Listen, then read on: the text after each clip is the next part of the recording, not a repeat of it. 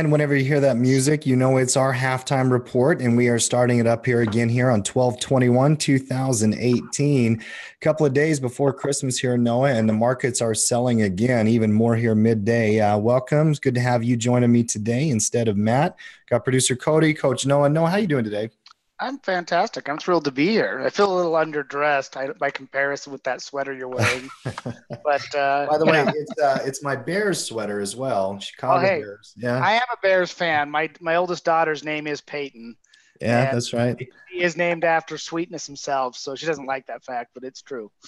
Producer Cody, we did put out a poll on Twitter for our Friday Fun Day. And what is the topic we're going to cover today? It's the probability cone. I've been waiting for this day. So excited. It's my favorite indicator. Yeah, I know that you love it. Do you love the math in it, or do you like the fact that it's projecting out standard deviations, the use of it, the role of it? Like, what's your favorite part Both. about it? All of it. Yeah. I was going to say, I love the lack of math in it. The fact that it does the math for me and I don't have to. Okay, yes. Yes. Nothing wrong with that. All right, let's rock and roll here. Why don't we do this? Why don't we have Noah share? Cody, I'm going to bring you in for the probability cone and discussion as well as this market discussion. Stay with me if you would. Will do. No, I'm going to have you run. You are my master technician. Markets are breaking down here. S&P down 1.6%. Obviously, we've had red candles. A lot of talk happened in October about the market volatility. We went from 2940, 2950 or so in October down to the 2620 level. This month alone, Noah, we've gone from 2800 down to 2443. We're down 360 points and continuing to sell into a Friday here. Even more weakness as I speak. I think in the last hour alone, we're down another 1%. What's your read on this S&P? Well, I'm personally kind of glad to see it going down because that's how I've structured my portfolio and postured. So it's working well for me. I was worried yesterday that the market was ranged down, and after that long shadow, I didn't. It was possible for that short-term reversal. But it's continuing down. It's exceeding kind of a typical the last few ranges, and I think 2400 is a big support zone for it down there. But good momentum, and I don't know if we'll see a buy-in by the end of the day. So. Yeah, I mean, going into a Friday, going into a shortened session on Monday, and then a holiday, we just have a risk-off sentiment. I don't know if it's the news today because there's not a lot of news. I mean, New York Fed president came out and said that they're going to listen to the market next year. We're trying to figure out what's going on with the government shutdown, if they do or don't. In fact, Cody, you did some breakdown of that in our pre-production show. Kind of explain what's going on between the Republicans and Trump and also the Democrats in the House and the Senate on that shutdown.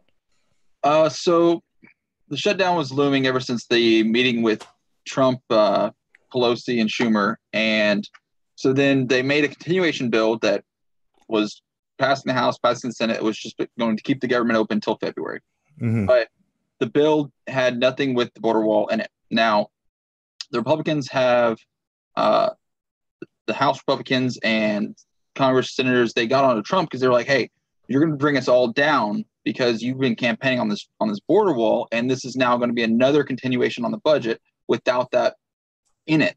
It still has things that the Republican Party is against, like Planned Parenthood and funding for things like that. So they basically pushed Trump saying, like, why do you keep, towing to the Democrats and letting them get their way? So at the very last minute, he basically stated via Twitter, like Trump does, I'm not going to let anything pass my desk that doesn't have funding for the border wall, and I will veto anything. So now we're back to the thought of a government shutdown. But the House did pass a budget bill late last night, that had $5.7 billion in it. So right now we're just back to that.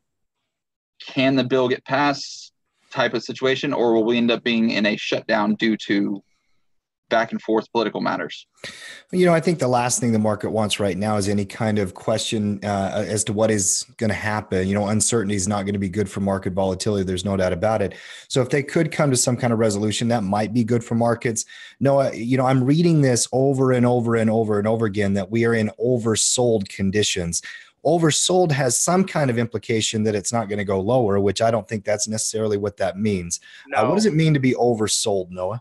Well, this is something I was talking about yesterday while I was hanging out with the traders in the lounge. And what to me it means is it's just gone beyond a typical deviation in price or a typical range. And I think it comes down to expectations of the market. And if you look back at, the market's been very volatile for the last several months, but even inside that volatility, I think it reestablishes the expectations of the market. So you look at the last few sell-offs. You guys can see my screen there where I just highlighted that swing range, and you've seen that same, that's a huge range. That's from, 28, 25 up there down to 2,600. So you've got a pretty good 225 point type range there. Mm-hmm. And that's just what the market all of a sudden settled in on. It was doing that kind of a move back to back to back. It's, it kept repeating that same range. And every time it got to that ballpark, it reversed back up. And so I was wondering, if you look at the last little swing, that's that same kind of 225 point range. And yesterday it rallied up off that, but today we're seeing it continue down. So my definition of oversold is it's already reached the objective, the expected move. Anything beyond that is just the market continuing with momentum, and there's nothing to say it can't keep dropping. I mean, that's a lot of downward momentum. The idea is the further a stock moves in the same direction or an index, the higher the probability of a revision to the mean. Mm-hmm. Yeah. And a mean reverting, kind of condition would be good for bulls. I'm sure they're looking for some relief, but really most traders in the market right now are bearish. I can't even imagine somebody making a bull case in this market right now. From tip to tip here, Noah, we are down about 15, 18%. What is 29.47 down to 24.35?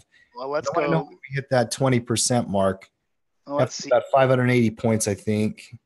So if we go from the high to the low, that's 516 points or so, 513 points. So at some point in the low 2300s, you can officially hit that 20% sell-off and people can start talking about the defined and confirmed bear market. Right now, we've been bearish now for quite some time. Markets are oversold, if that means anything to you right now. Trying to find a bottom. Top 5 gainers in the S&P today: Nike, CarMax, Chesapeake, Cboe Global, and Foot Locker. Take a look at Nike real quick, show you an idea of where there is some strength. We're getting a little bit of rotation. Nike up on earnings, about 6%, back into the middle of a range. Up in a downward fashion. That's what I refer to that as. It did gap up on earnings, but it's already starting to fill that gap, and looks more bearish to me than it does, from a chart, from a technical perspective. Yeah, I see that's a selling opportunity. Yeah. That's absolutely. Yeah, gap up like that opens up the opportunity for a bear call. I do like those kind of conditions when they pop up like that, for sure. Interesting. And whenever you're playing earnings plays, you want to play off of that volatility. Let's move on to the NASDAQ if we can. NQ contract. This is where the weakness is in the market today. Just really aggressively down 2.89%. I was telling Cody, I was looking at the heat map, and it just is an impressive heat map. I'm seeing Amazon, Netflix, Google, many major names just taking it on the chin. Before we get into the news as to why, Noah, what's your read on it from a chart perspective? Hey, chart perspective, it's breaking key support levels. It's testing those old lows back here. So from that perspective, it's range down. It would follow the same definition, meaning oversold. Again, it's got some support zones it's testing right now, but there's a lot of downward momentum there, and the volume is increasing. So I think that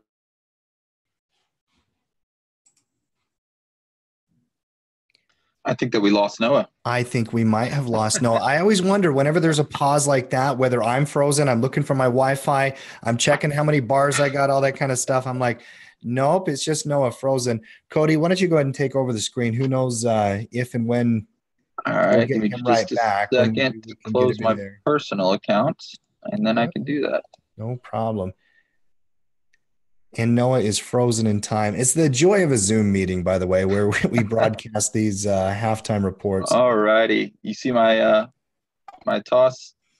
You got to go into Zoom and share over the top of Noah, I believe. I did. That's what I was asking. Do you see this? I see it on YouTube. Yeah. There you are.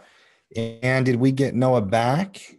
it's like I never left, really. Oh, yeah. Limit down in the market. Let's give Noah another. Let's give Noah the screen back. I'll just tell you what. All right, fine, Noah. Short Concast. It's all. We'll short it all. I'm For not sure. sure that was Zoom, but hold on. It just shifted everything. So to share my screen, I got to find the way to do it. Hold on. There you go.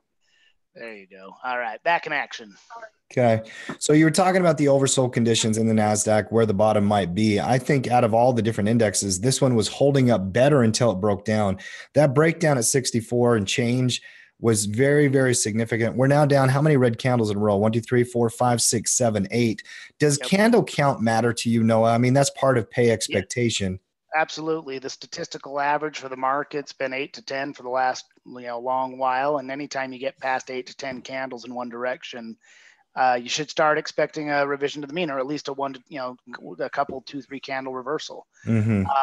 Doesn't mean it's going to reverse trend, but it certainly has got that. Think about it from this perspective. All the bears have got to take a profit at some point in time, and they have to buy to close. And so usually what happens is when you reach expectations, traders start to close, and that means a short-term reversal. Yeah.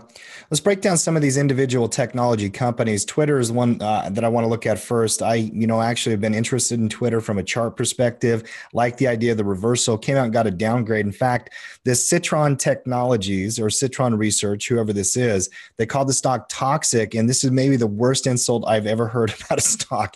They called him the Harvey Weinstein of social media. Now, I don't know what that's all about. But clearly they do not like the company. They don't like the stock, and they thought it was a bad play. It's breaking down now on a lot of weakness, Noah.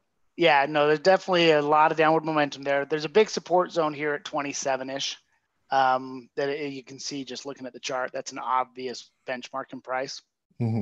If that breaks, I'd say you're going to see it drop to 25, 22.50, no problem. But I would agree with it just being toxic, not even from a fundamental or technical perspective, just from a social perspective. Yeah. Bad news.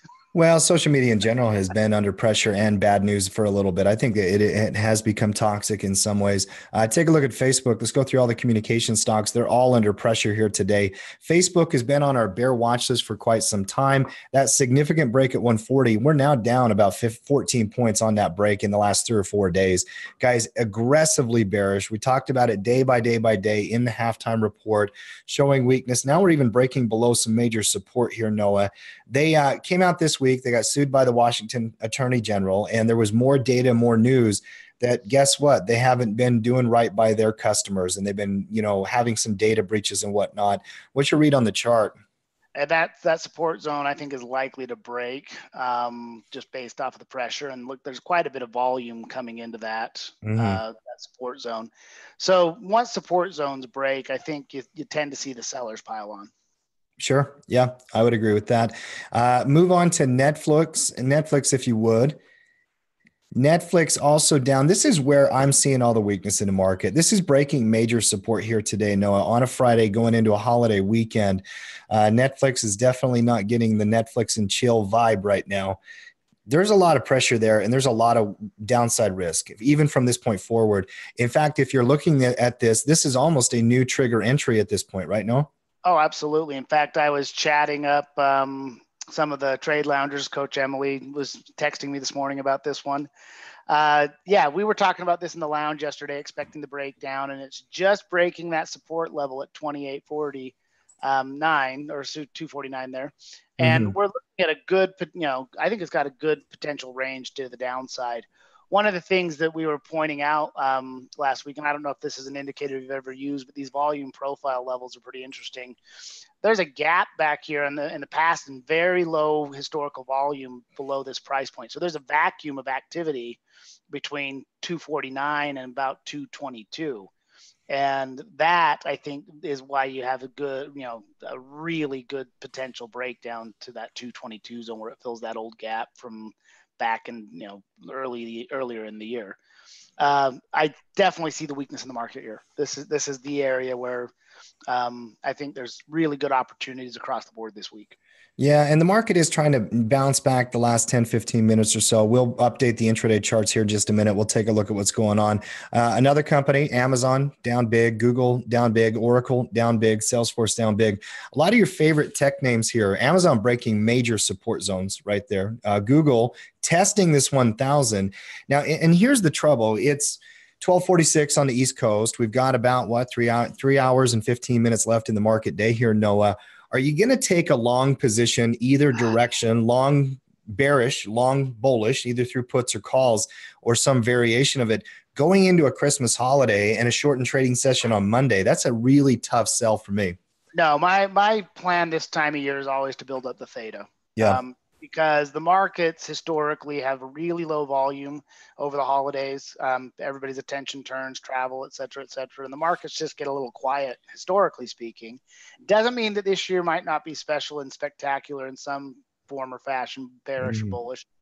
But my expectation is a quiet market with some good time decay probabilities between now and New Year's. Yeah. Yeah. And going into the end of the day here, I, would love to see just a fade into the close and let theta work itself out. But with the volatility today, I think you might have to also be hedging if we do see more downside risk. Tech is where all the weakness is. There's a lot going on in the sectors as well. Healthcare showing strength, utilities showing strength, basic materials showing strength, energy doing okay. We'll get down to commodities here in just a minute. Move on to the Dow for just a moment, if you would. And let's look at the large caps. Oh, Dow Jones Industrial. Nike, Walmart, Procter & Gamble, Coca-Cola, and Dow DuPont all on the gainer side. Goldman Sachs, Walgreens, Apple, American Express, and Visa. You kind of have a split Dow here. 18 stocks going up, 12 stocks going down. What are we down? 0.7%. What's that ATR relative to our movement today, Noah? 629 for the ATR, and then today's movement here. Let's see. I'm going to do some lazy math with the drawing tool real quick, rather than actually have to do the math. I think the R is about 616. You're close to about one ATR down. Yep, yeah, you're right. Yep. About one ATR down. So you did hit a range down, hit a low point, only down 0.79%. I know saying only when if the market's moving against you is not exactly an easy thing to hear, but this one does have relative strength against the NASDAQ today. Yep. Yeah, almost back to the break-even line. A couple of components there that have been very, very bearish. Look at Goldman Sachs for a minute. We had this one on the bear scouting report there for a while, just absolutely getting destroyed. This is why being oversold doesn't mean it's going to bounce back. I mean, go look at any chart that's been in long-term downtrend. Don't assume an oversold condition has to come back right away. Doesn't work like that. American Express also down here, Noah, AXP. Ooh, look at that. Breakdowns matter, guys. That break below 100, key level, key number, under pressure, down about $7 this week. Ugly market, Noah. There's no doubt about it. Move on to RTY. That just depends on your bias, I suppose. It's true. I mean, if you're bearish, there's no doubt about it. Yeah, or the RUT, /RTY or the /RTY. We'll get there from here. Give me a thorough read on this one, sitting at 1307. I think this is showing the biggest weakness, even more so than tech. It's getting beat down. That's a lot of downward momentum. 1300 should be a big number for it, but it's already testing that. So that's a lot of downward momentum. Absolutely, I think leading the market here, and as far as weakness goes. Is 1300 support, or is that? No, it's just a big fat number that I might look at and think that people might consider. That's all it is. I was talking to a mutual friend of ours and somebody who's a long-term member of our halftime crew on the phone this morning, and he was telling me, "Hey, Tim, I got to tell you, I got to thank you and Noah. You're helping with me with my hedging." He was adding long put options against his bull put spreads and turning them into profitable trades. Carl. And I thought that was really, really cool. The reality is when you see weakness, there should be actions that you can take to hedge off this risk and do something about it. Just whether or not you do it or not, that's a different debate, different question. Trained, disciplined traders, they have ways to manage risk. There's no question about that. Absolutely. Man, I'll tell you, when the RTY is in a bearish market, 1746 all the way down to 1299, we're down 350 points on that index, or 250 points on the index. We've moved into bear territory, Noah. At what point do we call the whole market? And by the way, I'm doing the math wrong. 450 points. Don't get me wrong, 25% down. At what point do we just call this whole market into a bear market? Do you have to hit that 20% designation? I think the official threshold from all my research is about 25%, 25%. But I think that's where you really have to feel the pain in order for people to concede that, yeah, we've had some bear market activity. Yeah. Yeah, probably. Let's break down the sectors before we go into dollar index and commodities. I think it's important to see the relative, rotation into defensive areas and away from aggression here. Start working through these sectors one at a time. Cody, you do the weekend newsletter over at Tackle Trading where you break down all of the different analysis. I know we're going to be meeting here in just a few minutes, so I want you in on this conversation as well. Okay, let's get a All right. read on all this. Noah, you go and work through them one at a time. All right, basic materials dropping like a rock, clearing at support zone. It's oversold and range down, but that doesn't mean it doesn't keep running. So a lot of weakness in basic materials. Industrials look worse. Bigger breakdown there, nice range down. Same thing. A lot of downward momentum. It's getting to the point where it's range down and oversold. So we've got to watch out for the revision to the mean, but I would sell any retracement you got off of those. Same thing with financials. I mean, you're seeing it's almost like it's difficult to distinguish the charts. They all look about the same with the exception of utilities.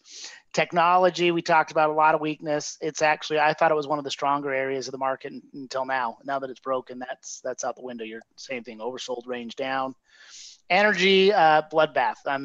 Easy short sells in there. Again, any retracement in this is going to be an opportunity, I think, coming into the new year. Healthcare is even getting beat down, and that's supposed to be one of your defensive sectors where, people, in theory, the idea is that even in a bear market, people still need healthcare. So the idea is, that's also getting beat up, range down, broken support, coming into next support zones, watch for a reversal. And then there's utilities. It's like utilities. It's like, oh, everything's all calm and safe.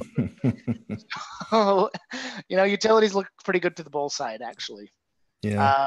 And then Cody, what were you saying about healthcare? Cody had a take. I want to bring him in here. Yeah, I was gonna add to that. I think the reason that healthcare it should be defensive just like utilities, but why it's coming down as well is utilities typically always stay just pretty neutral. No one really does them unless they are defensive. Then they start going bullish. Healthcare can still follow the market with becoming top heavy and becoming overinflated with prices and things of that sort. So it's going to take the hit initially before it starts to then become a safety because, like Noah said, people still pay their health care. But it's got to come back down to a reasonable range and price first before it then will continue on. Yeah. Absolutely. Utilities, again, nice little pull down into a big support zone, and they're even showing a little life today. So I would expect utilities to maybe rally out of here. Staples, this is where we're supposed to be spending money in the market. Sorry, my daughter keeps trying to call me there. Big down, inverted hammer there, but the staples are getting beaten up, and this is when people are supposed to be spending money on staples. So that's not too good of a sign. We got the cyclicals also breaking down, and again, you could see like the retail holders, for example. Let me pop those in. Retail holders or the XRT, you got them getting beat up as well. So, traditionally you're supposed to be supposed to see strength in retail fourth quarter. You're not seeing it here. And then last but not least, real estate is down. And I think with the rate hike that you saw a little bit of a sell off there. And I can see where you could argue like weekly long-term bullish, but it's broken down below all the moving averages on the daily chart. Yeah. As you break down the individual components, and one thing that we do each and every Friday when we're getting ready for our weekend here at Tackle Trading is the coaches go through all the markets and they make, they do all the analysis and make picks about up and down and bull and bear. And then we build the scouting reports. And when you break down all the individual components, the market's even uglier than when you just look at the indexes, quite frankly. These sectors, as you go through them, Noah, if the only bastion of any kind of hope right now is utilities and a mean reversion bounce from the bottom, I don't like sounding all doom and gloom and Chicken Little, man, but this is a -2 bearish condition. There's no doubt. Yeah, it's going to be really interesting, I think, to see how the market shapes up come January. Because that's a lot of bearish sentiment to open up a new year. I mean, this, if you look at it, Europe for the first time in a decade, this is going to end up, I think, down for the year. Yeah, and that could be also a very strong sign for the bears. Yeah, correct. All right, move on. Let's go on to the dollar sign DXY and look at the dollar index here. Obviously, Fed testimony, Fed meeting on Wednesday. That's going to drive the dollar and the value of currency markets, and they're moving alongside stock markets. I'm neutral on this right now. I know it's got a long-term primary uptrend. When you look at the range developing, and Cody, I know that you've been trading quite a few different currency pairs. You're a big Forex trader as well. When Yep. Matt mentors you, that's going to happen like that. You've got support and resistance here. It's now a green candle. Day over day, Noah, I'm not seeing a lot of direction from one side or the other, although some people might assume that primary trend holds. Noah, you give me a technical read. Cody, you give me your read as well. Well, yep, you definitely have the primary trend up. I mean, I could even draw a magical trend line up here that makes me feel really good about buying in that zone. Mm-hmm. Now, I can draw that trend line at the perfect angle and make sure it matches exactly what I want it to do. So that's the reason you're going to buy right there, that primary uptrend. Mm-hmm. But over here, I also see what you're talking about. It's very neutral. It's just a stock in a box. It's chopping back and forth in the range between that 97.70 down to about 96. And if it does hold, I'm going to wait for that breakout. I'm not necessarily going to, just say, hey, this trend is going to hold, because there's no reason it can't break down. Mm-hmm. But I do think that the rate hike continues to strengthen the dollar. As far as international currencies go, we're now the top payer in interest, and so I would suppose that would give us strength in the dollar on average. And I'm going to be looking for a breakout, but I'm going to hold my breath until then. So, yeah, Cody.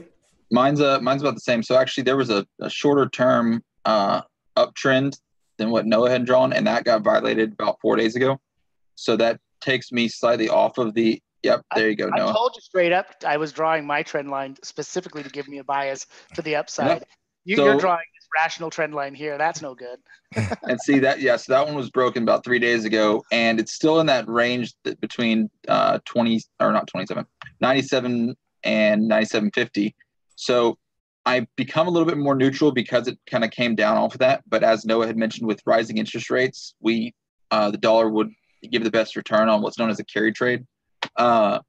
So I'm a little bit more neutral, but if we can get above 97.50, this thing will continue on with its bullish momentum.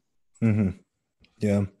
The primary trend normally does hold. I see a neutral developing trend myself. Let's move on to commodities if we do. Let's start with gold, if you would. I know we always start with oil, but we'll get to that one here in just a minute. Gold breaking above the 200, range up. I'm bullish. I know it may not be at a new entry point here today, Noah, but we've liked this one. You've done the commodity report over for Tackle Trading on the weekends here a couple times this month. What's your read on the metals market? Well, I just had to adjust that little stop loss up. I think that the fact that the gold is breaking that 200 period moving average is big news. That 1260 zone is also a big support resistance zone. Mm-hmm. And as the market gets more bearish, you typically do see a flight to safety in gold. And so mm-hmm. I see continued demand here. I'm looking for opportunities to add to the position. Yeah, like we said a couple of weeks ago, we wanted a retracement. It did pull back and pivot for us about 6-7 days ago. Like that condition as it was doing that into the first of this week. Now we've had a run this week, pretty good run in gold. Gold doesn't move as fast as some of the other commodities, though. Let's look at silver next. Usually gold is going to lead, silver is going to lag, but now we're catching up in some ways, but we haven't broke out yet. Gold already had the entry point. Silver might still be looking at a trigger next week. They're at about that $14.80 to $15 range. Yep. So I said to my wife this week, I want to go buy some silver, and I'm going to go buy some physical silver. I think that's poised for a breakout. Yeah.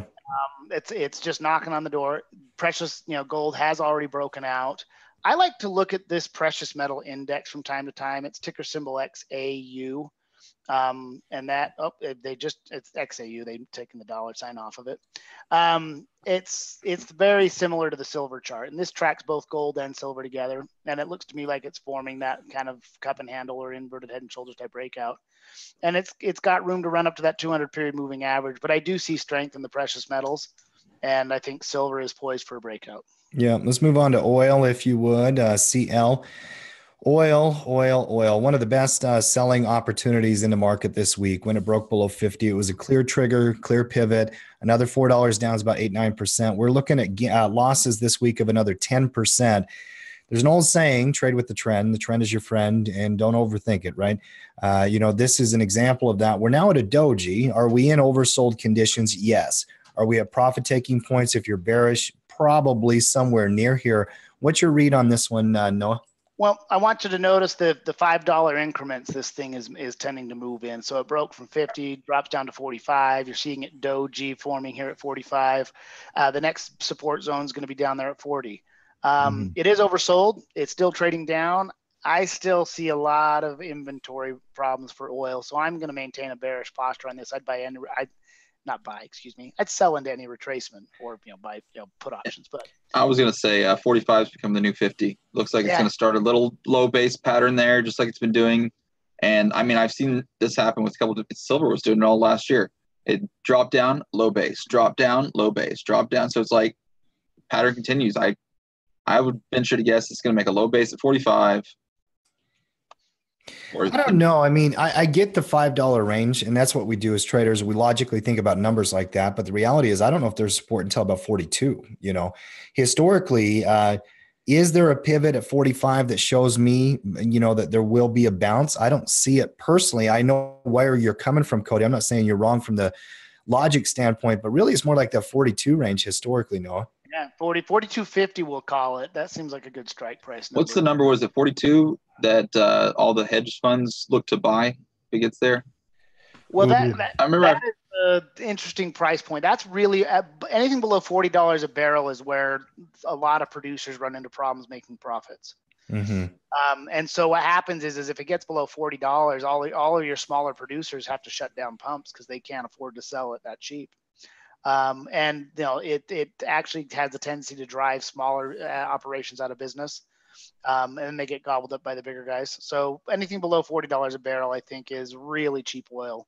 And that's where you can see where it did drop down to 26 in the past. I mean, that's definitely out there, but 40 is a big threshold. I would agree with all these things. 40, 42.50. Those are going to be some support locations in play. I would actually be very surprised if 45 just holds out of the blue. Personally, doesn't mean you can't get a bear retracement off of 45 and then create a pivot point there. That absolutely could happen. Got a little doji candlestick going down there today. Look up natural gas if you would /NG. It's up again. Obviously. Pretty interesting market behavior the last few months. It's been untradeable until I get stability here. It just is untradeable at this point. I do love from a long-term perspective, Noah, on UNG, the old resistance new support potential at these locations, right? This was a significant breakout. Now we've pulled back off of a new high. When you look back at old charts, sometimes you'll see trends develop like this, where that kiss hello pattern comes into play. How are you reading this one? Exact same. That old resistance point's an interesting reference point. I think it's easier to trade the UNG for new traders than it is to trade the actual futures. And I think there's opportunity here. It's very volatile and it's come down off of a big reaction to the upside, but all the things that drove the prices higher really probably still exist. That overreaction, but they still had problems. Natural gas supplies going to be somewhat questionable after those wildfires, and then that's I also think coupled with the demand this time of year, I think you got some stability there at that price point. Yeah, it's going to be an interesting one. There's no doubt about it.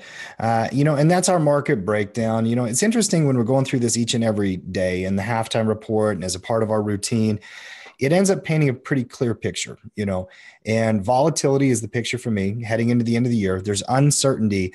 I have no real read on how much risk there is next week, Noah. And there's one of the reasons I say that is you have a shortened week where traders aren't going to be there. Usually that's a theta week, but I've seen weird stuff on light volume days when things can get a little funky, so I'm very cautious heading into next week, quite frankly. I think the whole market is. Yeah, more so than I would be traditionally. I mean, this time of year, I normally expect quietness, but because of the circumstances, I'm going to be hyper vigilant. So, yeah, a couple of key stocks with earnings: BlackBerry, Accenture, Nike. We talked about quadruple witching day, which is always an interesting thing to look at. Index futures, index options, stock futures, and stock options are all expiring today. You'll probably hear that in the news quite a bit. And then now we are on to our feature. We'll get into some key stocks that I want to look at to discuss this. Noah, can you build me a chart with a probability cone? And Cody, I want you to come in because this is one of your favorite indicators, right? Yes, it And is. as you come in, I'm going to ask everybody out there in the halftime recruit to like and share our halftime report here. Let's get the word out, get people coming over to tackle trading and be a part of this community. Cody, kind of explain what the probability cone is. Teach it a little bit, and then start bringing it down how you personally use it, and then we'll have a discussion, okay? So the very basics of a probability cone is just as it sounds. It is a probability that the stock will stay within that range. Now, how that probability actually is structured is based off of a couple different factors. One is standard deviation. So just the standard deviation using like a bell curve. And actually, no, you get the prep notes. I put a picture of it in there. Yeah, you do. I got it right here. So it's off the standard deviation. So when you build a basic one like this, you get 68%. The reason that is statistically on a bell curve, 68% of all data points will be within that range. And then after that, it goes out to 95 and then 99 and some change. So that's one of the main factors of the probability cone. The next one is. So I got a quick question for you here. What's that? This cute little symbol down here at the bottom of the graph where it says 0, and then it's got -1 and +1 with that cute little curly Q. What does that mean? I believe that one's mu, I think. Is it? I think so. Don't quote me on that. Sigma or mu, I'm not sure.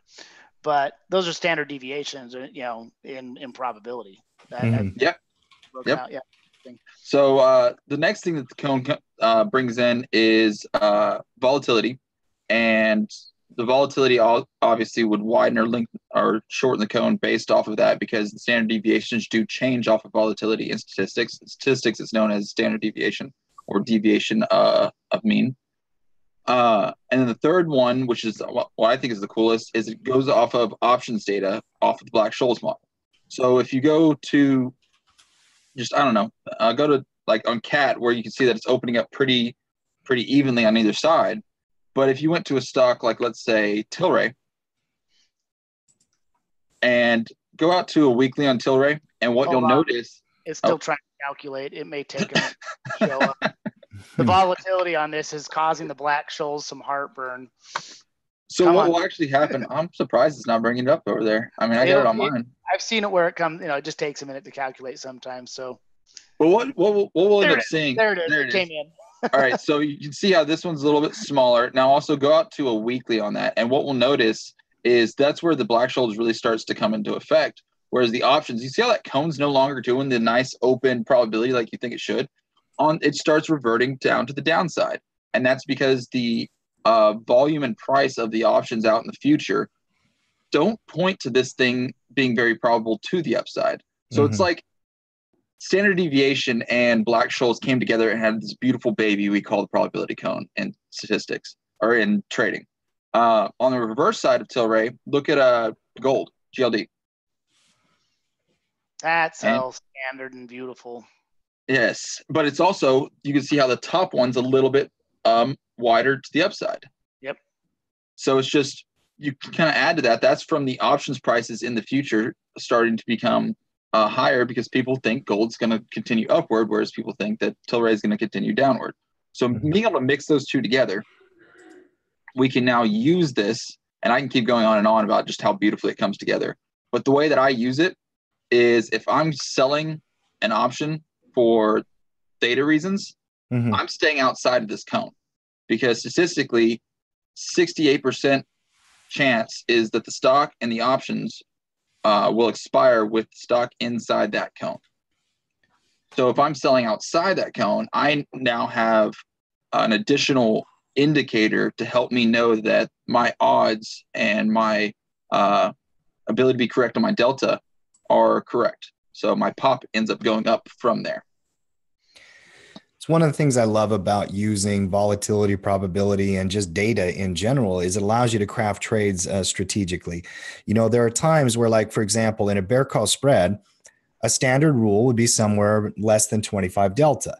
But whether you should use a 10, 15, or a 20 delta, if you've got three choices, sometimes what you can do is use something like the probability cone to help you confirm your delta rule in your spread. I've always said chart cushion credit, right? probability cones allow you to assess cushion and where you need it for different levels. Now, this cone is a 1 standard deviation cone. And we'll get to a 2 standard deviation cone here in just a minute. I find those to be very interesting as well. I'll show you how to build a double cone on these charts. But let's go through a couple of charts that we had on our prep and just kind of look at the cone and see how what we would interpret it. Go to Lulu, if you would, Noah, LULU, one of our favorite companies. And it's now sitting on a double support. What does the cone tell us here? Well, let's see. Looking at it, it looks like it's got a pretty even bias up and down. Mm-hmm. One of the things I like to point out here is those red dotted lines you see there with options expiration dates. Those where the little price flags show up. So it's giving you the numbers on the bell curve there, for the expiration date on the options. So, those first January options, they're expecting prices to be between 98.98 and 129.91. You move out to February options, and the probability you see it down to 92.78 and 136.28. So you get those numbers are relative to the expiration dates on the strikes there, and it doesn't have any real it does help predict skews in directional bias, but at the same point in time, it just gives you an idea of how much they're pricing in, and I think it's useful for making sure your targets aren't too far out if you're a directional trader. I think it's extremely powerful for making sure when you're selling credit spreads and things that you're outside that probability cone. So if you were going to come in and do something theta based and you wanted to have enough cushion, first of all, you don't have technical confirmation yet. You want to do a bear call spread. You might want to just use the probability and say, hey, listen, February contracts need to be above 136. So you probably sell the 140 strike. Whereas the January, maybe you can use the 130. Mm-hmm. Absolutely. I always like to be outside that probability cone. That's one of my core rules for credit spreads. And that's exactly how I look at it too. There are so many times I'll going out to February, there's so many times I'll look at just the delta when I go to sell it, and it's okay, I can sell the 135, and then I'll always jump back to the chart and I'll be like, no, that's actually within this cone. Yes, it's $1.58 in the cone, but still, just per my rules, I'm going to bump it out one more expiration. I might be selling a 0.1 delta versus a 0.2. Sure. Just because I want it outside that cone. Yeah. Let's look at MKC, one of the stocks we were looking at in the scouting report meeting last week, Cody, that I had you put on our watch list. Nice little pullback, actually. Now the probability cone tells me current price is at 140. One standard deviation is up 12 points and one standard deviation down is 12 points. That means the call put assessment is about equal here. Yep. Is it slightly hedging the downside more over time? That's what it looks like. Very subtly. Yep. Yeah. Yeah, with a little bit more cushion to the downside. And that's typical. That's actually really typical with most stocks. You get a little bit more premium and cushion built into the downside. Now, that's how options are typically wired. Good question coming in from Blake here. Cody, I want you to take this one. So the probability cone helps us know if the option chain delta is accurate. You think that's the way you would describe that? Yes. So I would say yes to it being accurate. So the delta, obviously showing that probability profit as well as the directional, sense that are coming in, and yes, with a little bit more data. That's why I think it's just so cool on the fact that the two models are coming together, because this is just basically a parabola, but with fluctuating data. If it was just off of, delta theta and those things, but delta theta using the black shoals, they're changing over time. So this cone's changing. Mm-hmm. So I would say yes to his question. And that's why I just replied real quickly, just simply yes, because the delta will be accurate, but it adds an extra safety cushion to your own trading rules. Because for all you know, you can actually break down your delta rather than just having it as 0.2. You can break it down like 4 increments. You'll find out that 0.2 might actually be a 0.95000 something. So it wasn't actually quite a 0.2. It's rounding up based on how many decimal points you left open. So I like just to add this because that just helps add just that extra factor in for me. Mm-hmm. Move on to VMW, another one we had on our watch list that we were watching through the week for this week's reports as well. VMW. There you go. It's taken that cone a little bit of time to calculate for whatever reason. Must have all my RAM sucked up somewhere. You So know, there, I'm looking at this one. 147 and 128 is about what, 19, and 147 and 166 is 20 or 19 as well. That one looks pretty equidistant. even to me. Yeah. XLU, pretty even. Yeah. And there is a natural skew, by the way, to the put side in a lot of these, and it should be that way. When gold was skewed to the high side, Cody, I actually found that to be very interesting. That's not very common. Usually the market will naturally skew the downside because they're trying to project more risk, and they use put options to hedge and as insurance. which is why I think that gold skew is so interesting, because that's clearly showing a put call ratio bias to the call side. And like you say, that's not typical. So, I mean, even gold buyers will be worried about downside risk, but the fact that that's skewed to the upside tells me you've got a lot more speculation going on to the bullish For side. sure. JP Morgan, Noah. Now from 95 to 85 is 10, 95 to 105 is even 10. So even though it is breaking down in a downtrend, the market's still basing this out as a neutral thing. And a lot of times what happens, especially because that probability cone for January is after the earnings that comes out about second week of January, markets are going to price that earnings as a priority over the trend most often. Yep, absolutely. And that's why probability cone is just an additional tool to be used. Like JP Morgan, when I'm looking at this chart, like I'm not going to think that because 112 is within the range that it's probably going to be a 112. No, not necessarily. It's just I'm still going to do my technical read first. Look for, like you said, earnings next week, because earnings could throw that cone off in a second.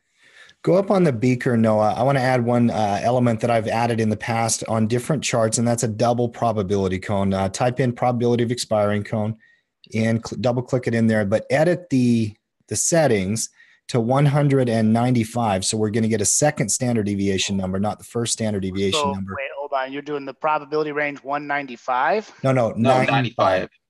90. The period's 100. Probability range is 95. Cody, you ever use one like this? 95%. I've always said, and then I colored this one like a light gray color, and this is actually the way. Oh, you're gonna yellow just because I said light gray. Just because you said. And then actually, if I'm doing futures, say or I'm selling options on gold or silver, I'll put them outside of this cone. So I add that extra standard deviation in there and that extra protection because I'm in the futures market. Yeah. So like what was it, last week when gold had that slight pullback, and we talked about in the scouting report that I was a little bit more bullish on gold than some of the other coaches because the 200-day moving average resistance was up top. So I simply, rather than going full bullish on it, I just sold some naked puts against it in the futures market outside this cone, and they're doing well for me right now. Well, as I'm looking at this is where you're also going to see more radical distinctions about where the volatility skews are, because a lot of those skews, Noah, are actually happening deeper out of the money. So like JP Morgan, there's more upside potential if it did snap back. They're pricing more into those out of the money, deep out of the money call options. Let's look at some of the major indexes. Look at RUT. Whereas the RUT, you'll notice, like even in the February, if you're a February Condors trader, for example, if you're up in the 1600s, you might feel comfortable. The market is saying there's at least a 2 standard deviation chance of us hitting into that 1600 range if the market snapped back and went crazy. Now, I'm not the type of trader that says I have to be above 1650 for me to be able to sell a bear call spread. But if you're doing things like futures, Cody, like you were talking about in the gold and silver and crude oil markets, you absolutely should be looking at a 2 sigma move as well. Yep. Math. And, I love math. And what I love about it is that it does the math for me. So yeah. You know what I think is so funny is so right when I got into trading was right after I finished statistics. And have you all ever looked at a box plot? No. A simple box. Do a quick Google on a box plot. It looks vaguely familiar to things that we're used to seeing as a trader. It's a candlestick, of course. It looks like a candlestick. Oh yeah. Well, here's this is actually one of the things that I've this is what helped me understand probability cones really well, is a splatter chart. A splatter chart, a splatter plot. And it just gives you the points of data like probability, distributions, et cetera, et cetera. So you see where, it's like, oh, the probability is that the data is going to occur within that little splatter spot. Unlike, where you expect data to occur. So the idea that 90% of the data is going to occur inside that probability cone, helped me understand kind of the point of it. It's like, oh, it doesn't mean it can't go outside the cone. It just means that the majority of the data is going to stay inside that range. Yep. Let's do a little fun. We are having a Friday fun day here, by the way. Halftime crew, if you're out there in your halftime crew, hopefully you enjoyed that. That was the Twitter poll. We always put a poll out there on Twitter and say, hey, what do you guys want to talk about? Probability cones will help you assess the chart and the cushion that you need when you're credit spread trading. There's not much there for targeting. I think pay range targeting is a little bit better, more efficient, things that you can do with candlesticks and charting. But this is where, when you're doing credit spread trading, it can help you with volatility assessment. Let's do a little rapid fire halftime crew style. If you have a chart, we've got about 7-8 minutes. Might as well have some fun with it here as we're heading into a holiday weekend. If you have a chart that you want us to look at, put it in the chat right now and we will start breaking them down. There are several that I'm focused on as we head into the weekend here, Noah. Google, to me, it's been on my watch list for such a long time. I'll start out here. I'm waiting for this breakdown. 995 is 5 points below that $1,000 mark. Yeah, it's right there, isn't it? I haven't pulled the trigger yet because it's hard for me to want to go into a swing or position style trade into a holiday weekend. That's where the tricky part's going to be.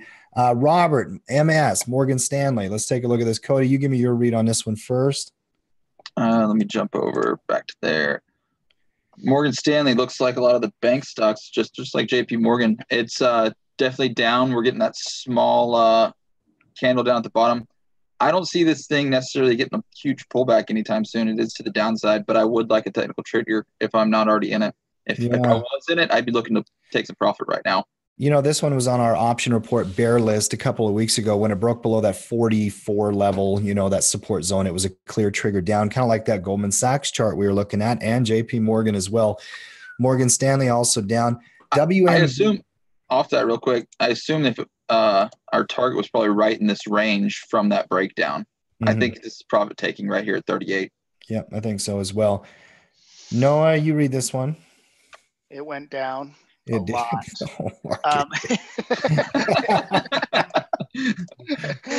It's down, but I would consider that oversold with the doji. If you do see a revision back to the mean, that's going to be a beautiful bear retracement.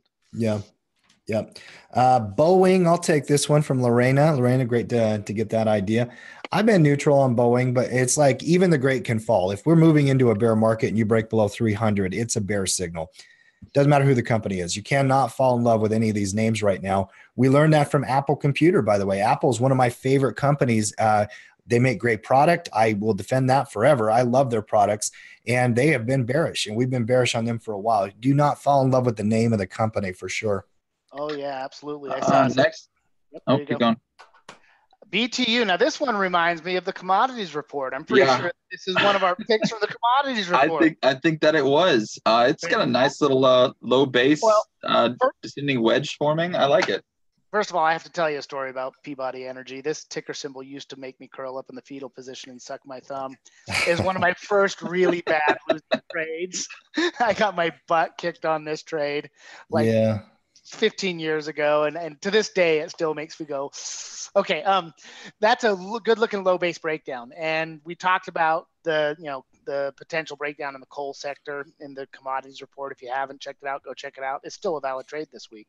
So I like shorting it because BTU was my old electric company, so knowing how much money I sent them, I mean, it wasn't Peabody, but the acronym was BTU, so the idea of being able to short them just there is the coal index. So that's the coal index, and then you had BTU, and then what's the other one that's really now I can't think of the symbol off the top of my head. Arch Coal, ACI. Arch Coal, ACI, no, ARCH, isn't it? Or is it ACI? ACI, I think. Well, it used to be. It's Arch Coal. Yeah, Arch. It's got a nice little breakdown setup too. So I think coal is poised for a breakdown.